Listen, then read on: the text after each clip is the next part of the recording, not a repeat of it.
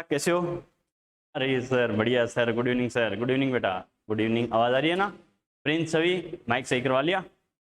हाँ चलो बेटा। अभिषेक, सवीना, लवी, संकेत कैसे हो? बढ़िया। तुम इतने साइड में कैसे बैठ गए रे? बिल्कुल ही घूमना पड़ता है। चलो कोई बात नहीं बेटा, जहाँ था उसके फ्रंट में रहने की कोशिश किया करो, ठीक है? दुनिया साइड में तो मैं वैसे ही कर देगी। चलो फ्रंट में आ जाओ, कोई दिक्कत नहीं है, लाइट ऑन हो जाएगी वहाँ पे। चलो लाइट ऑन कर दो गोपी जी पीछे की। चलो बेटा, आवाज़ तो आ रही ना?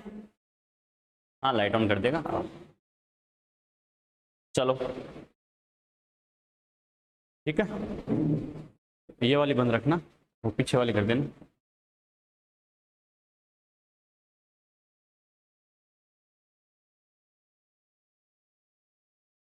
ठीक है, चलो बेटा बात स्टार्ट करते हैं। आवाज़ आ रही ना एकदम? चलो बेटा, अपना जो लास्ट लेक्चर था बेटा, देखो एक्चुअल में हम इसमें क्या कर रहे थे, अपन एटॉमिक स्ट्रक्चर डिस्कस कर रहे थे बेटा। ओके, एटॉमिक स्ट्रक्चर की अगर अपन बात करें, जैसे कुछ बच्चों को मैंने जानबूझ के शिफ्ट किया है क्योंकि उनके टारगेट बैचेस के लिए भी हमें क्या करना है, एटॉमिक स्ट्रक्चर पहला बेसिक चैप्टर हमें पढ़ना ही पढ़ना बेटा। ओके ठीक है, एक एक अपना बेसिक चैप्टर हो जाए, उसके बाद आपका भी थोड़ा बाकी कोचिंग्स वगैरह का टाइम शेड्यूल फिक्स हो जाएगा, उसके अकॉर्डिंग बार बार हमें टाइम चेंज नहीं करना पड़े, इसलिए एक बार मैंने कॉमन टाइम रखा है। ओके, जैसे बाकी कोई बच्चा अदर कोई जगह मान लो कोचिंग ले रहा है, कैसे भी कुछ भी कर रहा है, बाकी उसका टाइम शेड्यूल फिक्स हो जाएगा, स्कूलिंग का हो चाहे कोचिंग का हो। ओके, उसके अकॉर्डिंग फिर 11th टारगेट का अलग बैच शिफ्ट कर देंगे, कोई दिक्कत नहीं, एक एक बेसिक चैप्टर कंप्लीट होते ही। ओके ठीक है, और जैसे आपको एटॉमिक स्ट्रक्चर के लिए जैसे मैंने कहा बेटा, तो आपको एक काम करना है, पीछे के जो लेक्चर्स अपने हो चुके हैं, आज इस बच्चे की कॉपी लेकर यहाँ पास में अपने बुक डिपो है, तो यहाँ से जाते हुए जेरोक्स जरूर करवा लेना। ओके ठीक है, कुछ लेक्चर जो पीछे का बेसिक हुआ है, इलेक्ट्रॉन क्या होता है, प्रोटॉन, एटम वगैरह, मॉलिक्यूल्स वगैरह क्या होते हैं, ये सब बेसिक सी बातें हुई है, लेकिन वो आनी जरूरी है क्योंकि आगे के चैप्टर के कनेक्टिविटी के लिए वो बेसिक आइडिया होना जरूरी है। ठीक है, तो या तो कल या फिर मंडे को शाम को आपको आधा घंटा रोक के, कोई दिक्कत नहीं, पीछे जो हमने पढ़ा है वो मैं रिवाइज करवा दूंगा बेटा। ओके, तुम्हारे पास तो उसके नोट्स होंगे समीर, आगे तुम वो ले आना। ठीक है बेटा, अच्छे समझ लेना, कोई दिक्कत नहीं, पीछे का जो अपना हो चुका वो मैं रिवाइज करवा दूंगा, ताकि पता चल जाएगा कि हाँ सब कैसे होता है, क्योंकि वीडियो लेक्चर वैसे तो अपलोड है, लेकिन आपके पास थोड़ा टाइम कम है। ठीक है, आप थोड़े से बिजी हो, कोई दिक्कत नहीं बेटा, अपन थोड़ा सा टाइम लेके, एक्स्ट्रा टाइम लेके, कोई दिक्कत नहीं, एक्सप्लेन कर दूंगा कैसे निकालना पड़े, अपन शाम को रुक के आधा घंटा निकाल लेंगे। ओके, लेकिन करना जरूर है। तो आज जाते हुए जैसे बच्चे ने पूरी फर्स्ट क्लास इसने नोट कर रखा है, इस बच्चे की कॉपी लेके जेरॉक्स जरूर करवा लेना।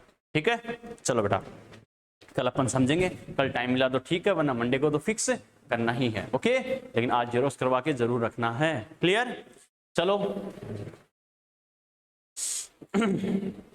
चलो बेटा, तो लास्ट लेक्चर में जैसे अपन ने कहा बेटा, एटॉमिक स्ट्रक्चर जो फिजिकल केमिस्ट्री का, चाहे 11th का बैच हो चाहे टारगेट का बैच हो बेटा, सबसे फर्स्ट बेसिक चैप्टर यही होता है फिजिकल केमिस्ट्री में, पहला यही स्टार्ट करते हैं। ओके, इसलिए टारगेट वालों को मैंने इसी के साथ शिफ्ट किया क्योंकि उनको भी ये पहला चैप्टर पढ़ना जरूरी है। ओके, तो अपन आगे थे बेटा, बोर मॉडल पर अपन आगे थे और अपन डिस्कस कर रहे थे बोर मॉडल के questions, Bohr model questions discuss कर रहे थे। अपने पीछे के लेक्चर्स में कुछ क्वेश्चन तो अपने डिस्कस किए भी थे और कुछ क्वेश्चन अपन को और करने हैं। ओके, बाकी नॉर्मली बेटा देखो, जैसे टीचर्स करवाते हैं कि एक फॉर्मूला लिखा दिया, इसके नीचे 2 क्वेश्चन करवा दिए, ऐसा कभी नहीं करता। ओके, और एक्चुअल में करना भी नहीं चाहिए, क्योंकि मान लो मैंने रेडियस का फॉर्मूला लिखा दिया कि सेल या ऑर्बिट की रेडियस होती है Rn = 0.529 multiply by n² angstrom.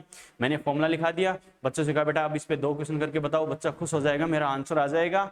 लेकिन बच्चे ने सीखा क्या है, दिमाग चलाया क्या, सिर्फ पेन चलाया। क्यों? अभी सर ने फॉर्मूला बताया था, इसी पे 2 क्वेश्चन करवा दिए खाली झूठे कॉन्फिडेंस के लिए, बच्चे को लगेगा मेरे दोनों के आंसर आ गए, बच्चे ने दिमाग तो लगाया ही नहीं।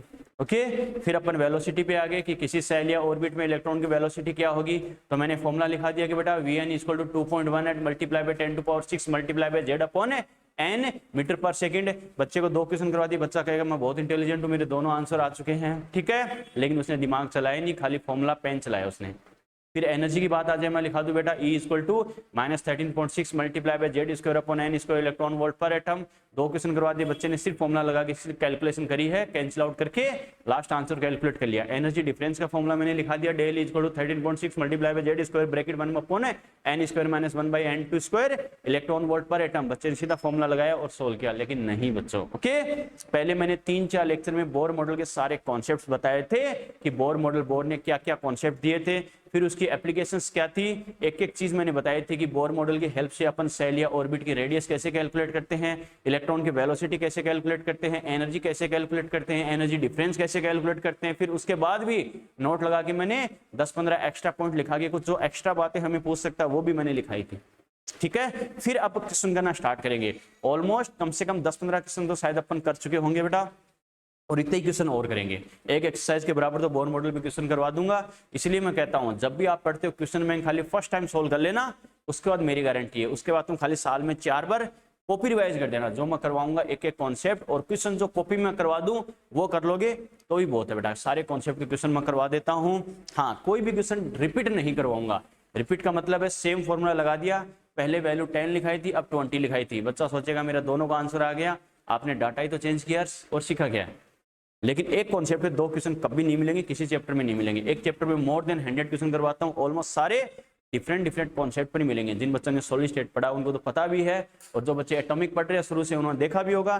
कोई भी क्वेश्चन रिपीट मिलेगा ही नहीं आपको, डाटा चेंज करके लिखा दूं कोई फायदा नहीं। ओके, हर कॉन्सेप्ट में आपको कोई ना कोई नई प्रॉब्लम मिलेगी, नया सोचने का कुछ आइडिया मिलेगा कि इसमें क्या करना है, इसमें क्या बोला, इसमें मुझे कैसे करना है। ओके, इसी बात का खासकर हमें ध्यान रखना है। क्यों मैं एक ही बात करता हूँ, ये क्वेश्चन कैसे हुआ इंपॉर्टेंट नहीं है, ऐसे क्वेश्चन कैसे होंगे।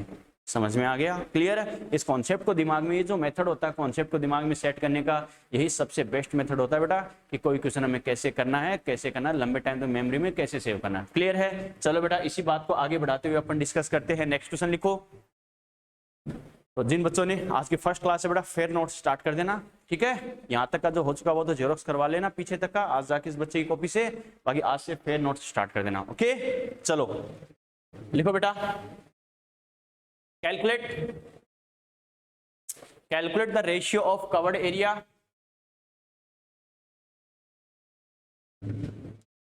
Calculate the ratio of covered area. Calculate the ratio of covered area. Calculate the ratio of covered area by second orbit of hydrogen atom. Calculate the ratio of covered area by second orbit of hydrogen atom, second orbit of hydrogen atom and first orbit of helium plus atom. Calculate the ratio of covered area by second orbit of hydrogen atom and first orbit of helium plus atom. Clear है। Calculate the ratio of covered area by second orbit of hydrogen atom and first orbit of helium plus atom. ठीक है बच्चों, देखो इधर ध्यान दो, बाकी का आप अप्लाई करना, कैसे करना मेरे को आंसर बताना। ओके, कुछ बच्चे नए हैं जिनका फर्स्ट लेक्चर है, थोड़ा सा उनको मैं आइडिया देता हूं बेटा आपको कैसे करना है। ओके, आपको क्या बोला है, ठीक है नोट मत करना, तो हिंदी में बोल रहा हूं। हाइड्रोजन परमाणु की दूसरी कक्षा, हीलियम प्लस परमाणु की पहली कक्षा के द्वारा घेरा गया क्षेत्रफल का अनुपात ज्ञात करो। ठीक है, यानी कवर्ड एरिया यानी क्षेत्रफल का अनुपात हमें पूछा है। तो बच्चे देखो क्या करेंगे बेटा, समझना इस चीज को। पहली बात तो अगर हम थोड़ा सा दिमाग काम में ले, अब बच्चा कहेगा सर एरिया का फॉर्मूला तो बच्चे सर ने कुछ लिखा ही नहीं, अब मैं कैसे करूंगा, तो क्या करूंगा लेंथ मल्टीप्लाई बाय विड्थ वगैरह ऐसा कुछ करूंगा क्या, नहीं बेटा। थोड़ा सा दिमाग अगर हम काम में ले तो अपन क्या कर रहे हैं, ऑर्बिट है, मैंने बोला है सेल या ऑर्बिट। सेल या ऑर्बिट क्या होता है, न्यूक्लियस के चारों तरफ का वो एरिया जहां पर इलेक्ट्रॉन प्रेजेंट होते हैं उनको क्या बोलते हैं, सेल या ऑर्बिट। क्लियर है। बोर ने क्या कहा था, इलेक्ट्रॉन न्यूक्लियस के चारों तरफ सर्कुलर ऑर्बिट में क्या करता है, सर्कुलर पाथ में रिवॉल्विंग करता है। क्लियर है, इन पाथ्स को क्या बोलते हैं, सेल या ऑर्बिट। क्लियर है। इसका मतलब अगर मैं दिमाग लगाऊं, जो सेल या ऑर्बिट है वो किसकी फॉर्म में होती है, सर्कल की फॉर्म में होती है। यस और नो, बात समझ में आई क्या। और सर्कल का एरिया क्या होता है बेटा, पाई आर स्क्वायर, वर्ग का क्षेत्रफल। बात समझ में आ गई क्या। इसका मतलब अपन क्या लिखेंगे बेटा, एरिया।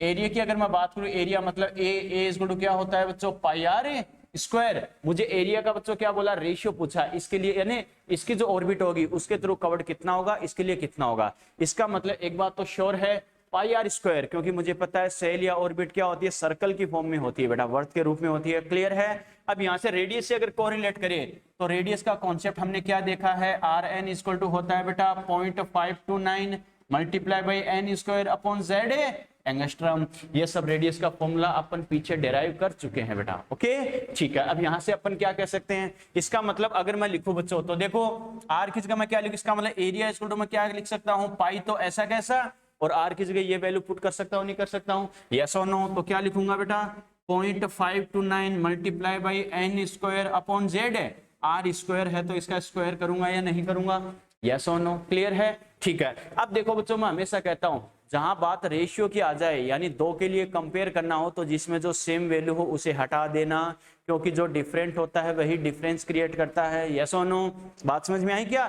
चाहे हाइड्रोजन एटम हो चाहे हीलियम प्लस एटम हो बेटा, आपको क्या करना है, जो डिफरेंट होगा दोनों में उसी के रेस्पेक्ट में रेशियो कैलकुलेट करना है, क्योंकि टाइम पास से बचने के लिए वही बात नहीं, एलकेजी यूकेजी के बच्चों की तरह मैं तो पूरा लिख के ही रहूंगा, नहीं बेटा, यहाँ दिमाग का खेल है, दिमाग और टाइम कंज्यूमिंग, आ गया समझ में, माइंड काम में लेना ताकि आप टाइम और एनर्जी वेस्ट होने से बचा सके, ओके। कैसे?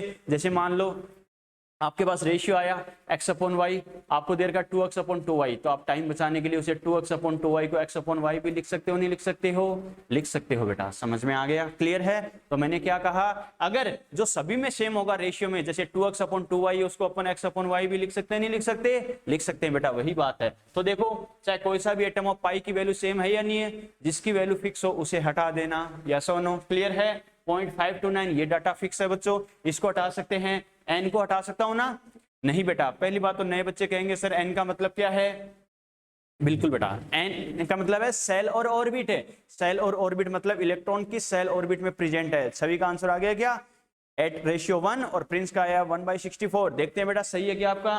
तो मैंने क्या कहा, सेल और ऑर्बिट, इलेक्ट्रॉन फर्स्ट सेल में है, सेकंड में है, थर्ड में है, फोर्थ में है, तो एन की वैल्यू 1 2 3 उसके अकॉर्डिंग होती है, क्लियर है? ठीक है। जेड क्या होता है बेटा? एटॉमिक नंबर, जैसे हर बच्चे का एक रोल नंबर फिक्स होता है, वैसे हर एटम का एक नंबर फिक्स होता है, जैसे मैंने कहा hydrogen, helium, lithium, beryllium, boron, hydrogen की बात करें, हाइड्रोजन का 50 साल पहले हम भी नंबर 1 ही पढ़ते थे, आप भी आज क्या कर रहे हो, हाइड्रोजन एटॉमिक नंबर 1 ही पढ़ रहे हो बेटा, यस और नो, एटॉमिक नंबर फिक्स हर एटम का, क्लियर है? तो जेड क्या होता है? एटॉमिक नंबर का सिंबल, और एन क्या होता है बच्चों? सेल या ऑर्बिट का नंबर, क्लियर है बच्चों? क्लियर, ठीक है बेटा। इसका मतलब मैं क्या कह सकता हूं, तो फाइनली ए प्रोपोर्शनल टू, अरे जो फिक्स है उसको हटा सकते हैं बेटा, तो क्या लिखूंगा, एन स्क्वायर अपॉन जेड, और इसका फिर से क्या है, स्क्वायर, क्योंकि ये फॉर्मूला ओनली आर का होता है, जबकि एरिया के फॉर्मूले में आर स्क्वायर आ रहा है, ना कि ओनली आर, समझ में आ गया, क्लियर है? इसका मतलब मैं क्या लिख सकता हूं, ए प्रोपोर्शनल टू एन की power 4 upon Z square, yes और नो। तो फाइनली अगर मुझे कोरिलेट करना है एरिया का बेटा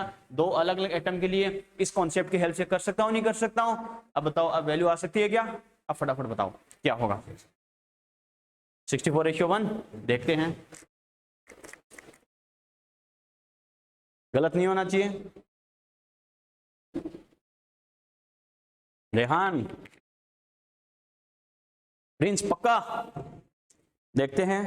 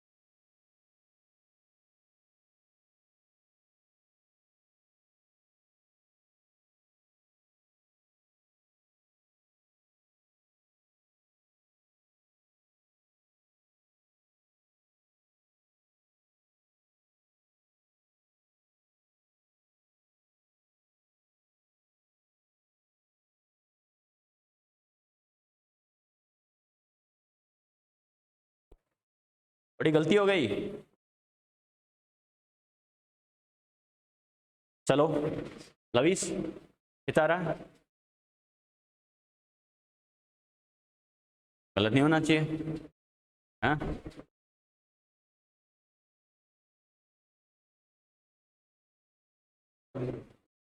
हाँ, पहले वाला ही, पहले वाला कौन सा? 64:65 1। चलो देखते हैं बेटा, ठीक है बेटा, बिल्कुल। चलो कैसे करना है अब समझते हैं इस बात को। प्रिंस तुमने क्या बताया, 1/64, बावड़े, छोटी मोटी गलती नहीं होनी चाहिए। चलो बेटा कोई बात नहीं, अब आपने देखो थोड़ा सा दिमाग लगाया बच्चों, देखो बाकी बोर्ड पे देख के और दिमाग लगाना है कैसे करना, कोई बात नहीं, ये आपको मौका मैं जानबूझ के दे रहा हूं ताकि थोड़ा सा आप दिमाग काम में लो, क्योंकि खाली टीचर ने करवा दिया जाके आपको रटना नहीं है बेटा, बस आपको थोड़ा सा दिमाग लगाना कि मैंने ऐसे सोचा था और मुझे ऐसा नहीं सोचना चाहिए था। बात समझ में आएगी? सर ने बताया तो मुझे ऐसा करना चाहिए था, एक्चुअल में मैंने कैसे सोचा था। इधर ध्यान दो, अब बिल्कुल पागलों की तरह बोर्ड पे देखो, मतलब बाकी दुनियादारी को साइड करके सिर्फ यहाँ समझो कैसे करना क्या करना। सबसे पहले बेटा मैंने आपको हिंट दे दिया था कि किसी भी दो एलिमेंट के लिए अगर आपको कंपेयर करना है, कोई भी कुछ भी आपसे पूछे तो आपको कॉन्सेप्ट कैसे डेराइव करवाना है, ठीक है। दो अलग अलग एलिमेंट के लिए इक्वेशन बना के पहले टाइम पास के लिए बेटा सारे बार बार लिखते हैं, तो जो दो में अगर सेम हो, दो अलग अलग सबस्टांस में सेम हो, उनको हटा दिया करो। समझ में आ गया? क्लियर है? चलो बेटा, तो देखो बेटा क्या करेंगे, इसका मतलब मैं एरिया का मेरे पास फॉर्मूला आ गया, तो दो एटम के लिए मैं बात करूंगा, एक तो क्या एरिया ऑफ हाइड्रोजन, एक बोलूंगा area of helium plus atom.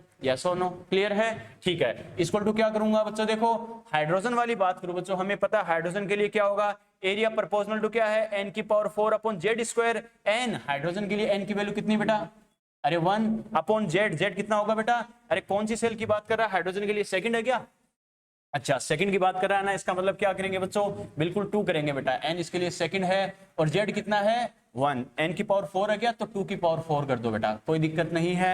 अब वही बात करें, यही फॉर्मूला अपन किसके लिए लगाए, हीलियम के लिए अगर अप्लाई करें, हीलियम के लिए कौन सी ऑर्बिट बोली है 1, तो 1 की पावर 4 अपॉन z कितना होता है 2, 2 का स्क्वायर। समझ में आ गया? ठीक है, दोनों का रेशियो करना है तो दोनों के लिए बीच में इक्वल लगा दो। क्लियर है? ठीक है बेटा, यहां से अगर अपन करें तो क्या होगा, 2 की पावर 4 कितना होता है, अरे 2 की पावर 4 यानी 2 multiply bye 2 4 multiply by 2 8, 8 multiply by 2 कितना होगा 16। क्लियर है? 16 अपॉन 1 की पावर 2 कितना होगा बेटा, क्या बात है बेटा, बहुत अच्छे। अरे ध्यान है ना, करके बताऊं, ये तो ध्यान है ना, ये छोटी मोटी मिस्टेक है बेटा, एग्जाम में गलती करवा देगी, ध्यान रखना। 1 की पावर 4 कितना होगा, ये तो बच्चों को आना ही चाहिए, कितना होगा, अरे थोड़ा टिपिकल जरूर है लेकिन बेटा ऐसी थोड़ी, अरे लड़ो मत बेटा, मैं बताता हूँ कितना होता है 1 की पावर 4, लड़ो मत आपस में, थोड़ी कैलकुलेशन टिपिकल जरूर है लेकिन आना चाहिए बेटा आपको, ठीक है। क्या होगा 1 की पावर 4 मतलब 1। क्लियर है? ठीक है, अपॉन 2 की पावर कितना हो गया बेटा, ये कितना हो गया 4। अगर 4 स्टेप हो गए बेटा, ये बीच वाला कौन है, बड़े वाला, 4 स्टेप हो गए तो क्या करेंगे, इनको उल्टा पुल्टा करेंगे, नहीं करेंगे, कर दो बच्चों, इनको उल्टा पुल्टा कर दो। तो देखो बेटा कैसे करेंगे, इक्वल टू फाइनली अपने पास क्या आ गया 16/1 मल्टीप्लाई बाय क्या हो गया 4/1। यस और नो? तो क्या लिखेंगे, A hydrogen upon A helium plus equal to कितना आ जाएगा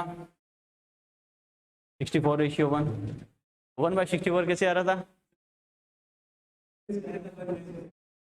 इसका आया था क्या, चलो बेटा कोई बात नहीं, मतलब इसका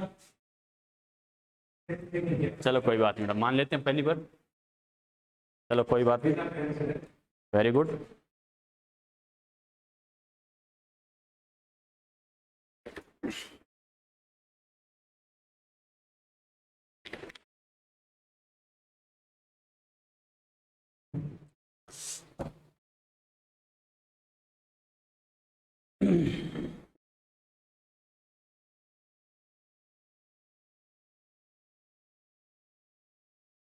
थोड़ी सी गलती हो गई थी, कोई बात नहीं, पर ध्यान रखना बेटा, गलती होने के लिए करवाया जा रहा है।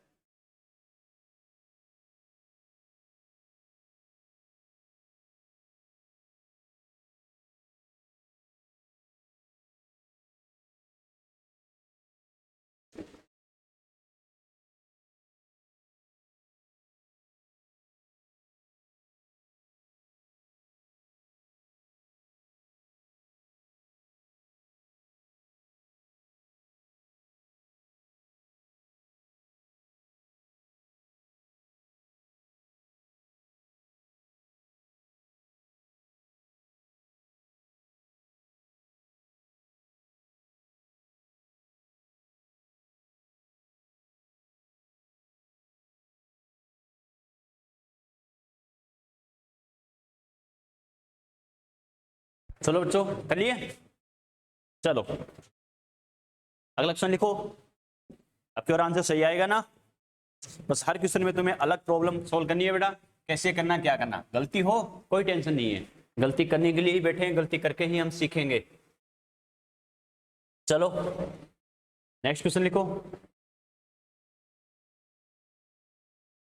बेटा एक बात और खास कर ध्यान रखना, जैसे मान लो क्या कई बार बच्चों वाली गलती करवा देता क्या, जैसे आपको ऑप्शन ऐसे मिलेगा 64:1 या 1:64। ओके, ऑप्शन आपको दोनों मिलेंगे, बच्चे का 1 और 64 तो आ जाएगा, लेकिन कौन सा अपोन में कौन सा क्या करना, फिर बच्चा क्या करेगा, वो जय माता दी वाली स्टाइल, ये वाला जय माता दी करके इस सेकंड पे जा रहा है, जय माता दी सेकंड बता रहा है। लेकिन कहने का मतलब क्या बेटा, आपको करना कैसे, समझना इस चीज को बेटा। देखो हंसी मजाक की बात जरूर है, लेकिन एग्जाम में अपना 1 साल खराब करवा सकता है, छोटी सी मिस्टेक है।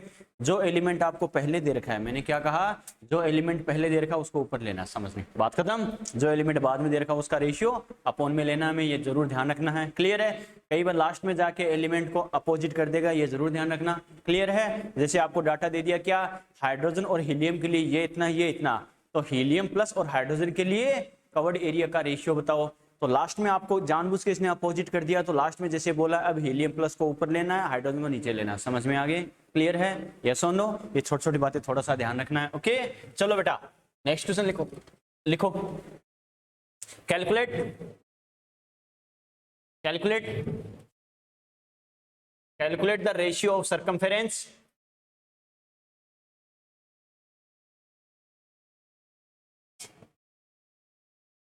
calculate the ratio of circumference, calculate the ratio of circumference for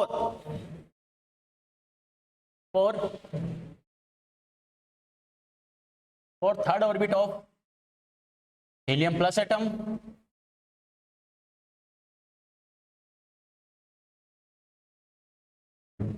and second orbit of Li plus 2 atom। बिल्कुल,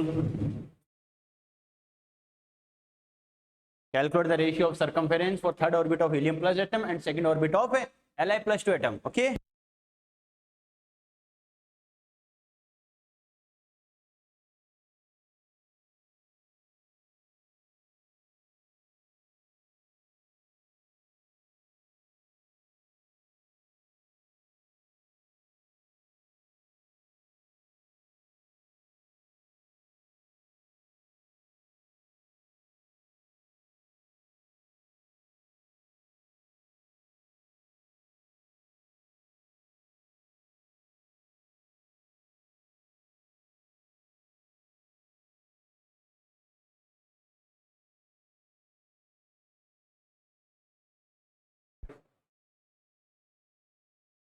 एट रेशियो 37 पक्का, देखते हैं।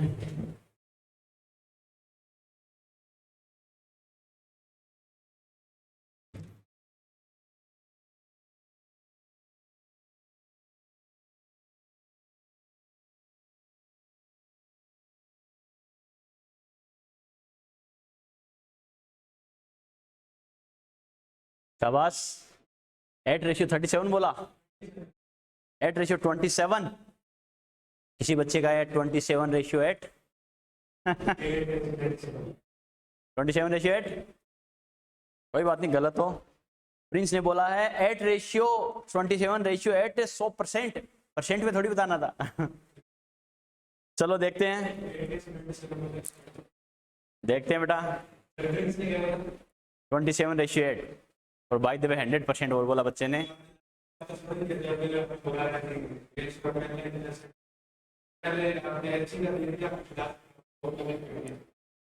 कहाँ कर दिया?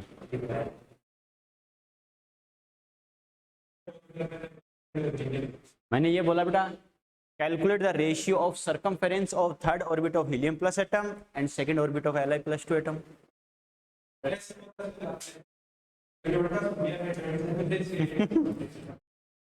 चलो बेटा 27 8 आ रहा है ना, ठीक है, वेरी गुड।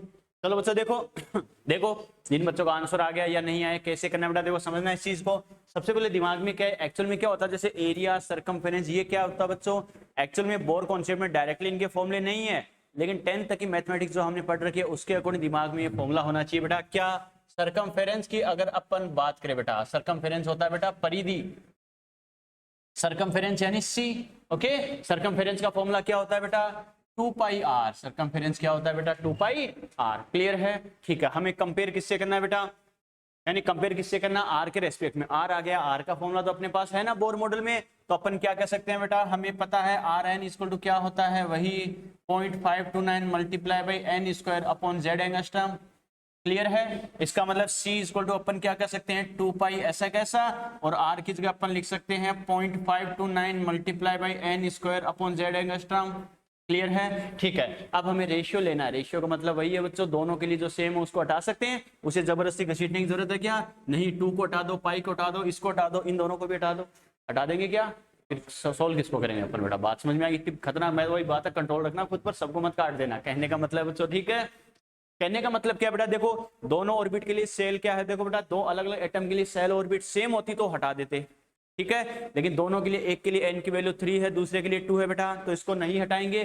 z भी हमें पता है, हर एटम का, जैसे मैंने कहा था हर बच्चे का रोल नंबर अलग अलग होता है, वैसे हर एटम का नंबर अलग अलग होता है, तो हीलियम प्लस का अलग होगा, लिथियम प्लस 2 का अलग होगा बच्चों। क्लियर है, तो फाइनली मैं क्या कर सकता हूँ, C प्रोपोर्शनल टू क्या हो गया n square upon z। Clear है, ठीक है। अब इस फॉर्मूले को क्या करेंगे बेटा, दोनों एलिमेंट के लिए अप्लाई कर दो, क्या C किसके लिए, एक मुझे दे रखा हीलियम प्लस एटम के लिए, हीलियम प्लस एटम के लिए C equal to n square upon z, n की वैल्यू कितनी है बेटा 3, तो 3 का स्क्वायर z कितना होता है 2 होता है बच्चों। क्लियर है, ठीक है। दूसरा एलिमेंट मेरे पास कौन है, Li+2 एटम, Li+2 की अगर मैं बात करूं, Li+2 की अगर मैं बात करूं तो क्या करेंगे बेटा, सेकंड ऑर्बिट की बात करा तो 2 का स्क्वायर अपॉन क्या हो गया 3 हो गया। क्लियर है, ठीक है। दोनों का रेशियो करना है बच्चों, तो इक्वल को क्या करो, दोनों के लिए कॉमनली यूज कर लो, तो ये मेरे पास क्या हो जाएगा 9/2 अपॉन क्या हो जाएगा 4/3, यस और नो, ठीक है। तो अपन क्या कर सकते हैं बेटा 9/2 मल्टीप्लाई बाय क्या हो जाएगा 3/4, तो फाइनली कितना आ जाएगा 27/8, ठीक है। चलो वेरी गुड, नोट करो।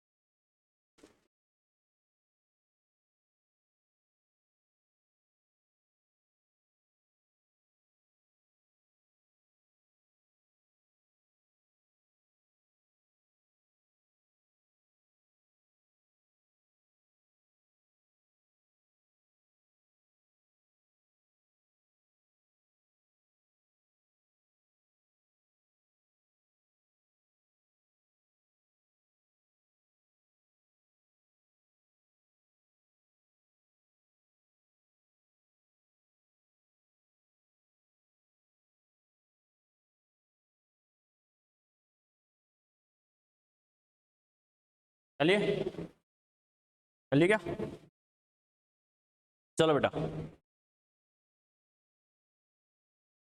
अरे छाप दिया क्या, प्रिंस, छवि, अभिषेक, रौनक, सबीना, संकेत, लोग, रवीश। चलो बात करते हैं, नेक्स्ट क्वेश्चन लिखो, लिखो।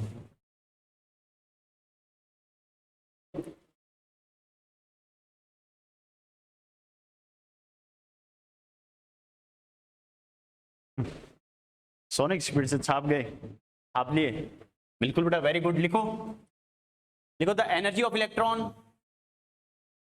The energy of electron, the energy of electron is -1.51 electron, the energy of electron is -1.51 electron volt for hydrogen atom,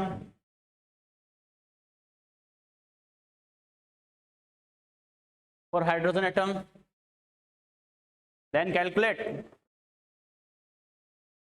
then calculate, then calculate, then calculate. चलो कैलकुलेट करो बेटा, कैलकुलेट करो, अरे कर लोगे क्या। चलो नंबर 1 लिखो बेटा काइनेटिक एनर्जी, नंबर 2 लिखो पोटेंशियल एनर्जी, नंबर 3 लिखो एन, नंबर 4 लिखो आर, नंबर 5 लिखो वी। इस एक क्वेश्चन को बेटा मैंने 5 टाइप से, अलग अलग टाइप से पूछा है, ओके। चलो ये क्वेश्चन मैं बता देता हूँ बेटा कैसे करना है, ओके। क्योंकि 500 क्वेश्चंस में जिस बच्चे ने पहले क्लासेस ले रखी है वो तो जानता है इनमें मुझे क्या क्या कॉन्सेप्ट अप्लाई करना है। जिन बच्चों की नई क्लास फर्स्ट या सेकंड क्लास है उनको थोड़ा सा बच्चों वही बात है, देखो समझना पड़ेगा कैसे करना क्या करना। तो सबसे पहले एक चीज ध्यान रखना बच्चों, देखो बोर मॉडल में मैंने 3 टाइप की एनर्जी की बात की है। इलेक्ट्रॉन जब रिवॉल्विंग करता है तो उसके रेस्पेक्ट में 3 टाइप की एनर्जी की बात की है, काइनेटिक एनर्जी, पोटेंशियल एनर्जी और दोनों का सम यानी टोटल एनर्जी। क्लियर है? ठीक है। ओनली एनर्जी की बात करें मतलब टोटल एनर्जी। बात समझ में आई क्या? ओनली एनर्जी बोले मतलब कौन सी एनर्जी की बात कर रहा है बेटा? टोटल एनर्जी की बात कर रहा है। क्लियर है? चिल्ला चिल्ला कर अगर काइनेटिक और पोटेंशियल बोले तो ही आपको काइनेटिक और पोटेंशियल एनर्जी कैलकुलेट करनी है। क्लियर है? ठीक है, बिल्कुल छवि ने ये तो देख लिया होगा, हाइड्रोजन की बात करा -1.51 बोला, इसका मतलब क्या होगा? ये होना चाहिए। बहुत अच्छे बेटा, वेरी गुड। देखो समझना इस चीज को, देखो तो मैंने क्या कहा, हमें बोला एनर्जी ऑफ इलेक्ट्रॉन, इलेक्ट्रॉन की एनर्जी -1.51 है, इसका मतलब टोटल एनर्जी तो ये है। क्लियर है? अब देखो इस एक की हेल्प से बाकी के 5 क्वेश्चन हमारे पास आंसर कैसे आ सकते हैं। तो सबसे पहले बच्चों को अगर ध्यान है तो बेटा मैंने एक रिलेशन बताया था। मैंने क्या कहा था? बार बार ये पूछेगा क्या कि टोटल एनर्जी, काइनेटिक एनर्जी और पोटेंशियल एनर्जी का रिलेशन क्या होता है। याद होगा, कुछ बच्चों को दिमाग में आ रहा होगा, मैंने क्या बोला था? Total energy equal to kinetic energy equal to क्या? Potential energy by 2। ठीक है, बीच वाला पॉजिटिव, साइड वाले दोनों नेगेटिव। यस और नो? मैंने बच्चों को बताया था क्या? Total energy equal to kinetic energy equal to potential energy by 2, बीच वाला पॉजिटिव, साइड वाले दोनों नेगेटिव। जैसे इनके एक्चुअल साइन होता है मैंने वैसा ही लिखा है।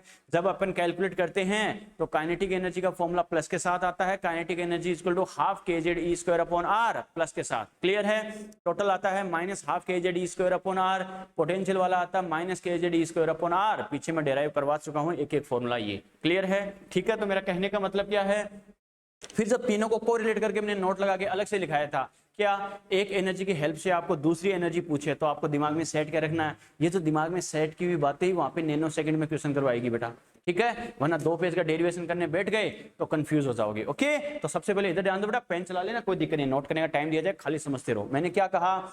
Total energy equal to kinetic energy equal to potential energy by 2।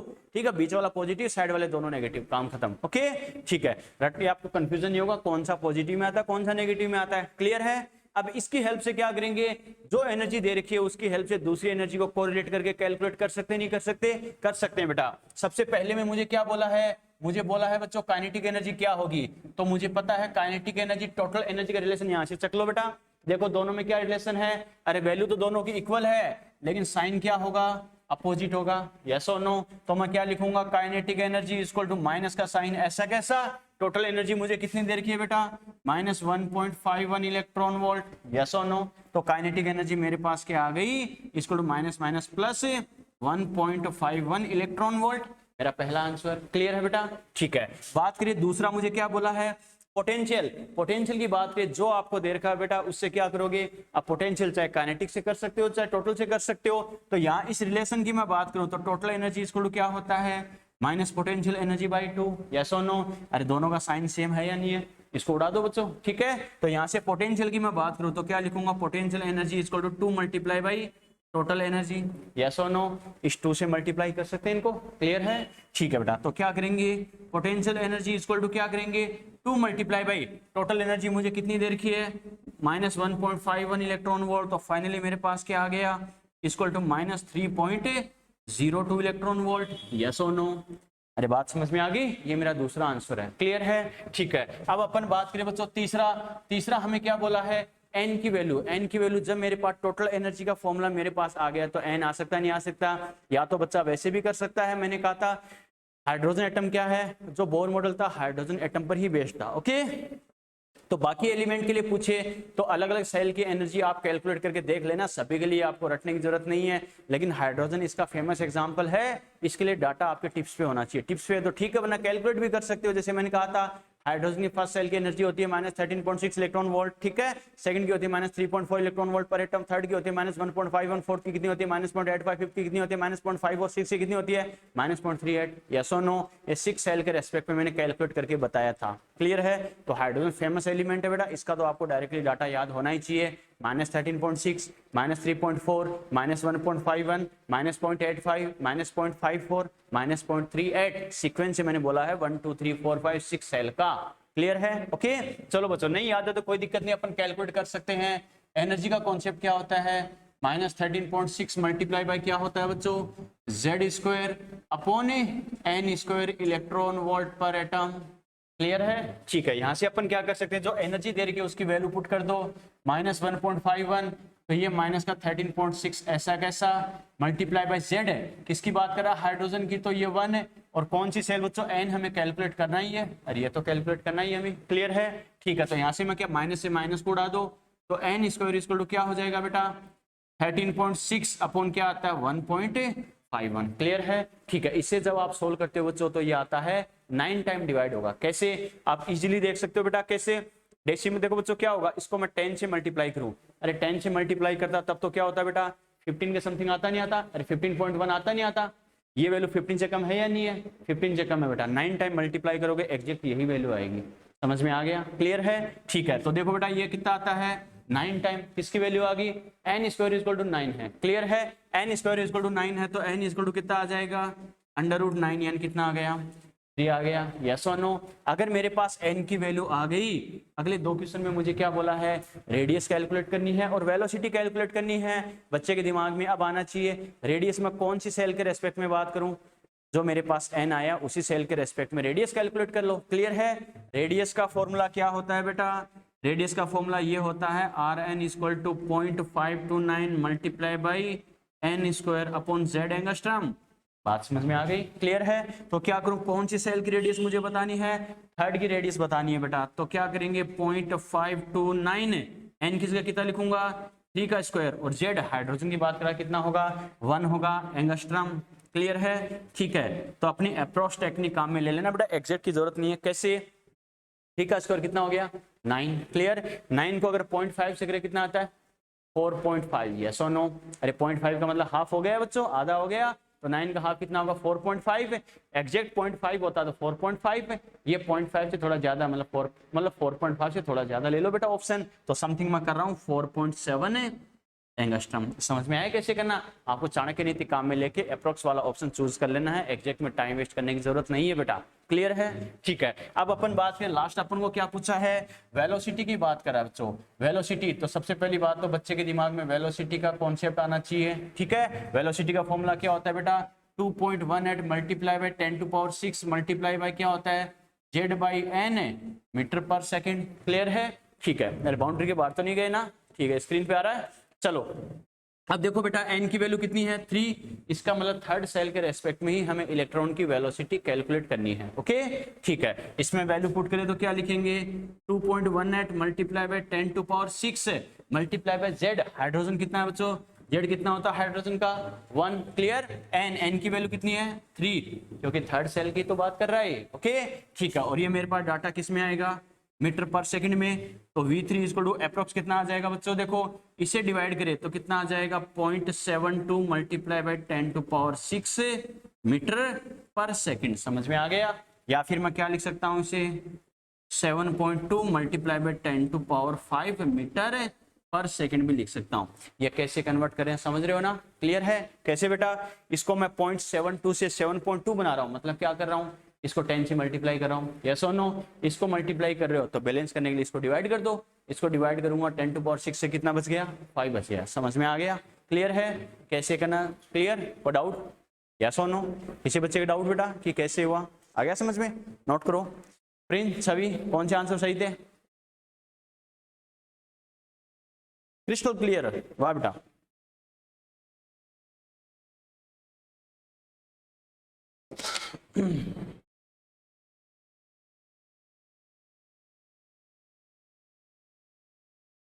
कोई बात नहीं, इस साल सारे ऐसे ही होने चाहिए, क्रिस्टल क्लियर हर कॉन्सेप्ट। अगले साल जब तुम 11th के साथ आओगे तो सीधा टारगेट बैच में उठाऊंगा तुम दोनों को, मोस्ट टॉपर चलना है तुम्हें।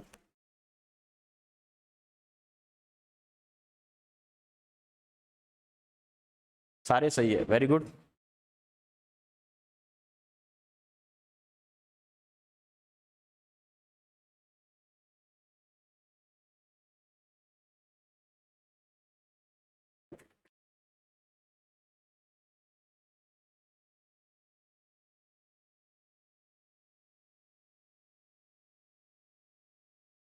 ये दो छोटे छोटे ये जो नाबालिग बच्चे हैं, दो 10th के हैं, हर चीज़ का आंसर देते हैं, एक्स्ट्रा ऑर्डिनरी ऐसे ही होते हैं, नाम लिखना पढ़ना तो शायद ये ऊपर से सीख के आए थे पहले, ये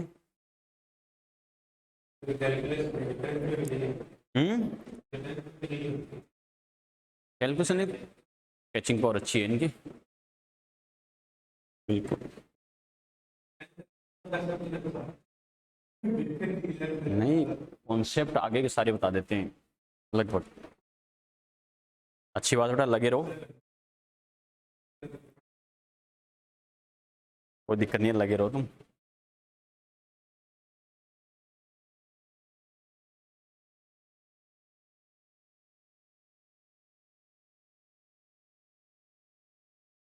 रेहान, तुझे क्लास से हटा रहा हूँ रे, वीवो, कोई फायदा नहीं है।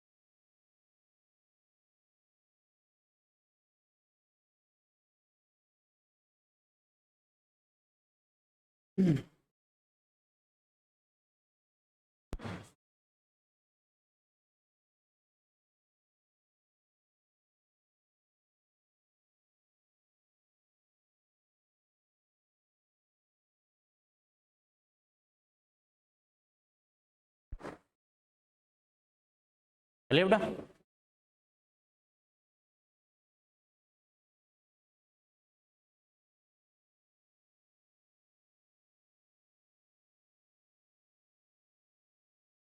चलो उदाहरण दे, क्या उदाहरण दे। चलो नेक्स्ट क्वेश्चन लिखो बेटा। बच्चों देखो, रेडियस का फॉर्मूला क्या होता है ये तो मैंने आपको बता ही दिया है। रेडियस का फॉर्मूला तो सभी को पता चल गया ना, चाहे नया बच्चा हो चाहे पुराना बच्चा हो, अब तो पता चल गया।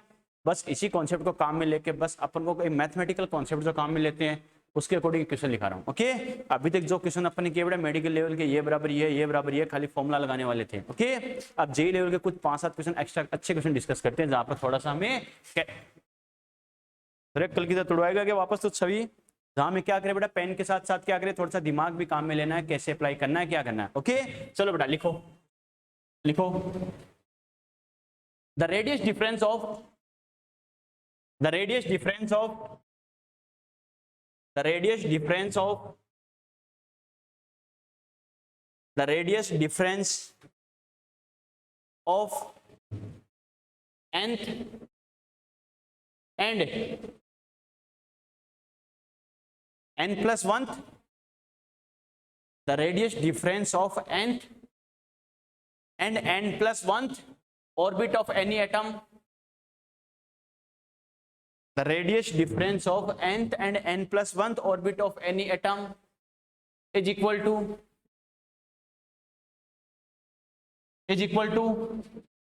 radius of its, is equal to radius of its,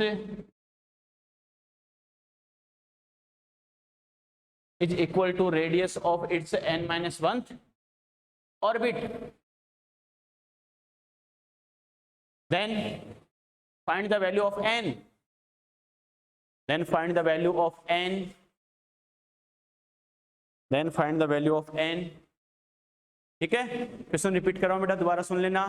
the radius difference of nth and n plus 1th orbit of any atom is equal to radius of its n minus 1th orbit.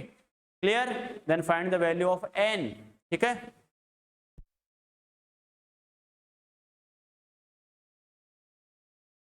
बच्चों ने question लिख लिया, वो start हो जाओ बेटा, टूट पड़ो, आंसर रॉन्ग हो कोई दिक्कत नहीं, बस ट्राई करो बेटा, दिमाग चलाओ।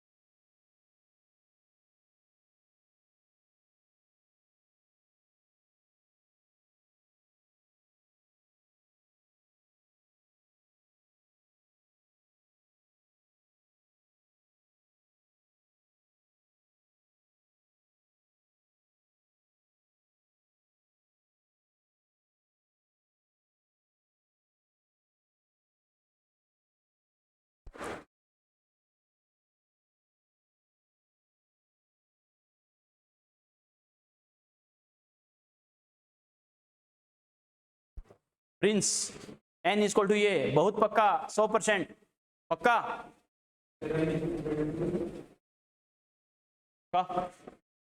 देख लो।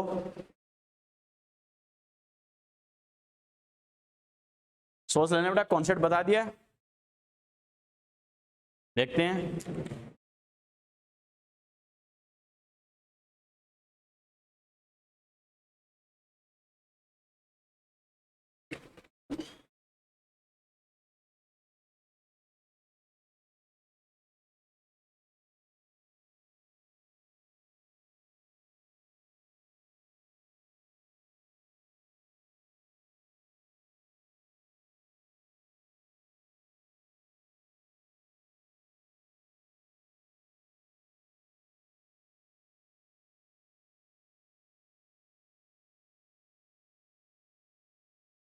छवि तुम्हारा आंसर नहीं आया अभी तक?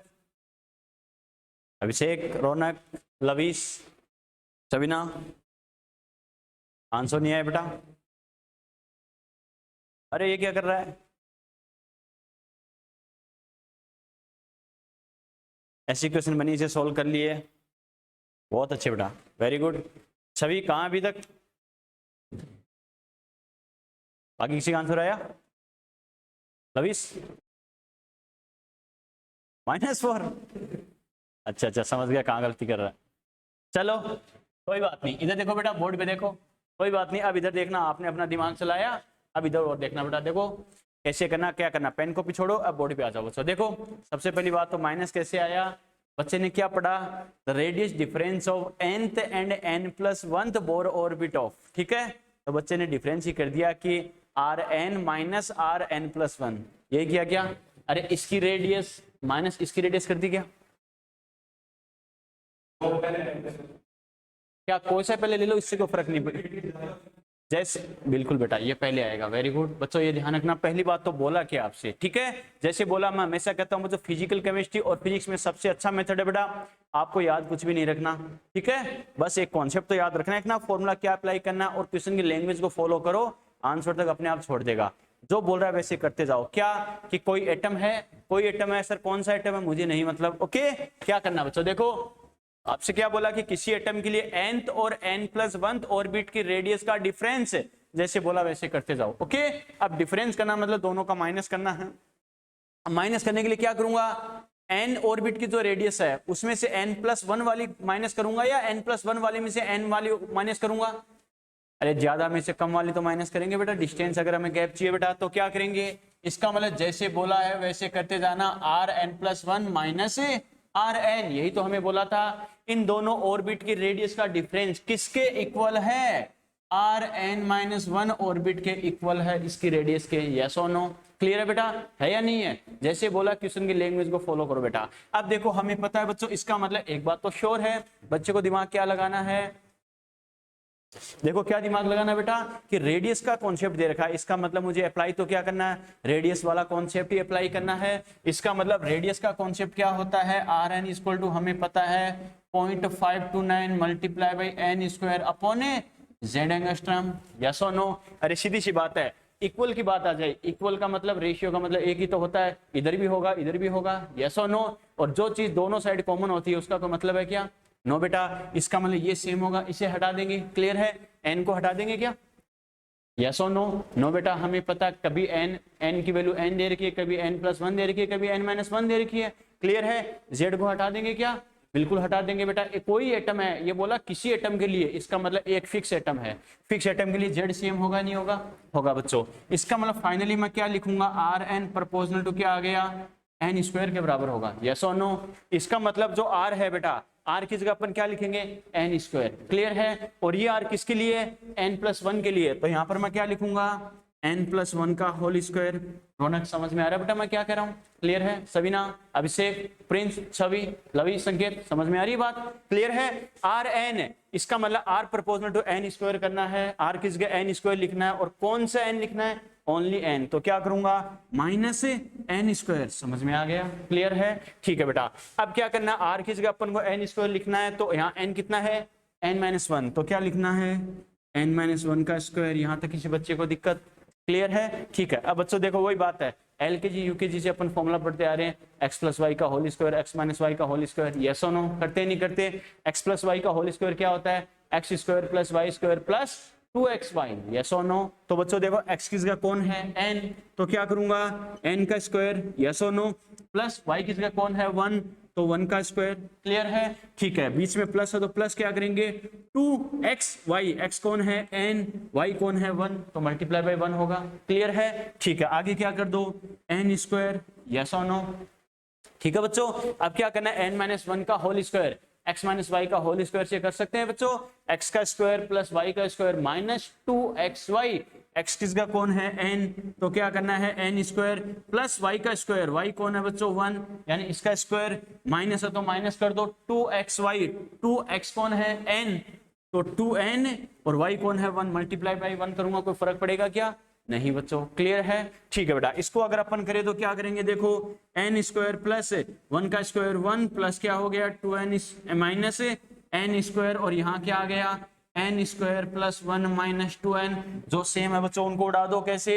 ये n स्क्वायर प्लस का, ये माइनस का, अरे कोई फर्क पड़ेगा क्या?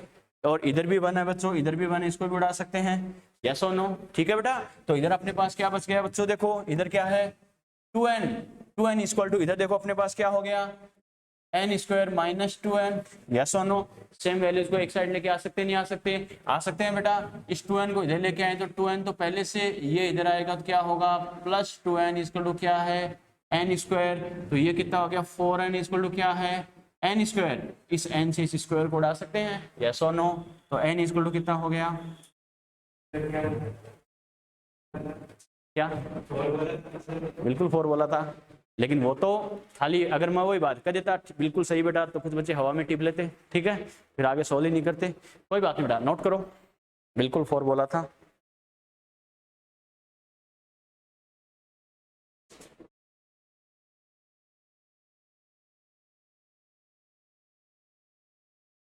ऐसे ही किया था, बहुत अच्छे।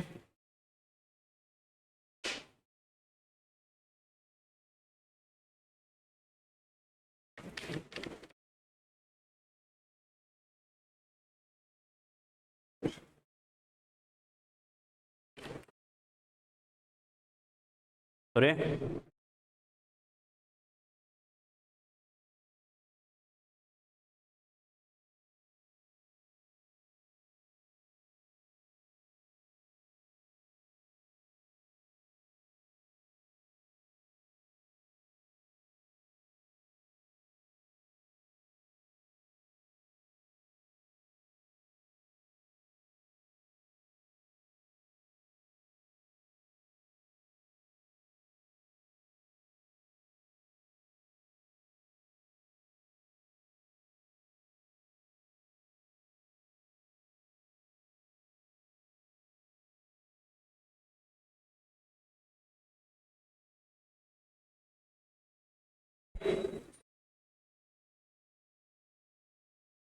चलो एक क्वेश्चन और करके बताओ बच्चों, लिखो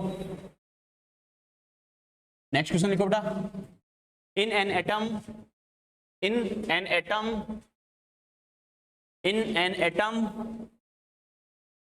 electron jumps in such a way, in an atom electron jumps in such a way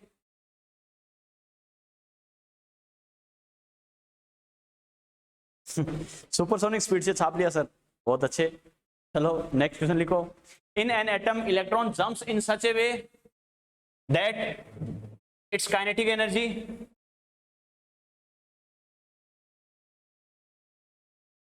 that its kinetic energy is changed from x to x by 4. In an atom electron jumps in such a way that its kinetic energy is changed from x to x by 4. Then calculate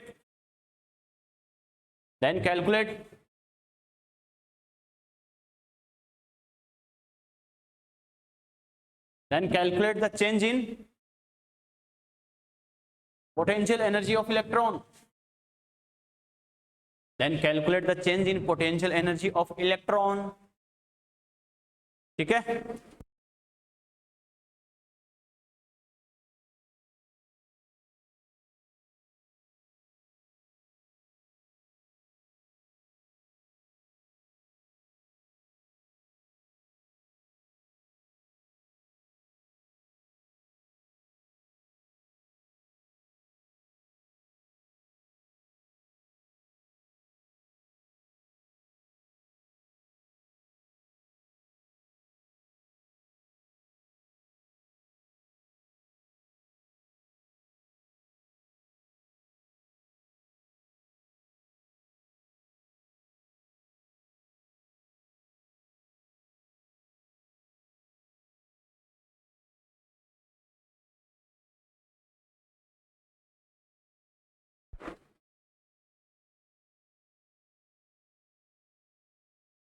तो electron की स्थिति ऊर्जा में परिवर्तन ज्ञात करो।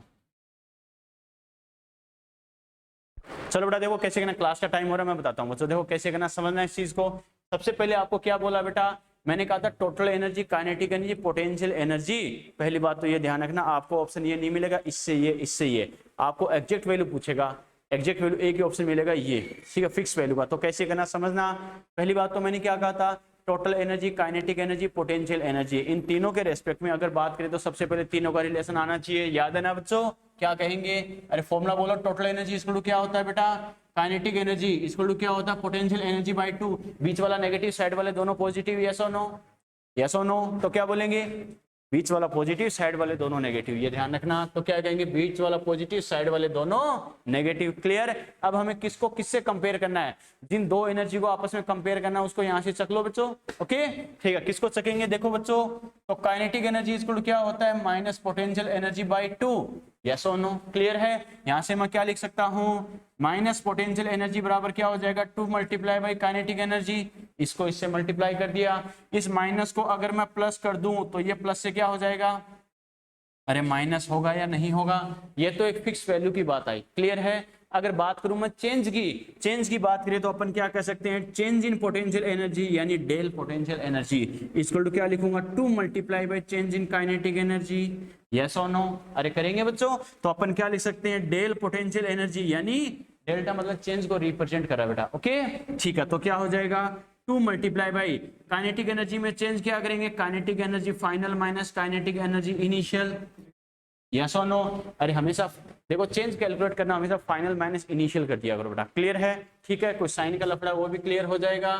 तो change in potential energy equal to -2 multiply by kinetic energy final last में कितनी हो जाती है बच्चों, x/4, और इनिशियल कितनी थी, x। समझ में आ गया। क्लियर है बेटा, ये इनिशियल फाइनल मतलब समझ रहे हो ना, पहले कितनी है बाद में कितनी है। ओके तो यहां से क्या करेंगे बच्चों, अपन -2 मल्टीप्लाई बाई ये क्या करेंगे बेटा, 4x, यानी कितना आ गया, -3x/4।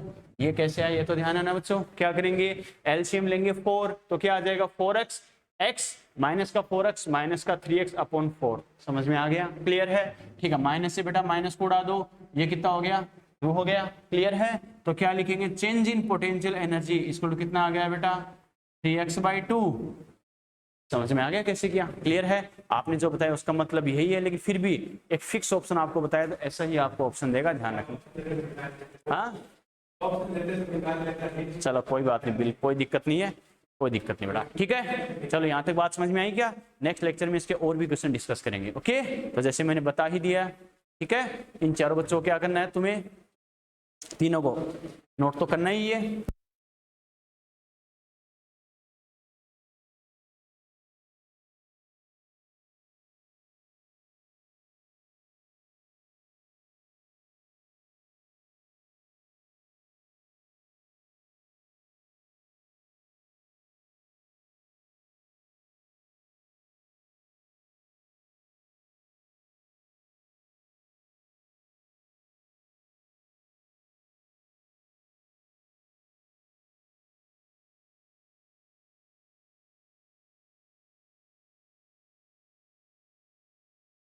यस और नो।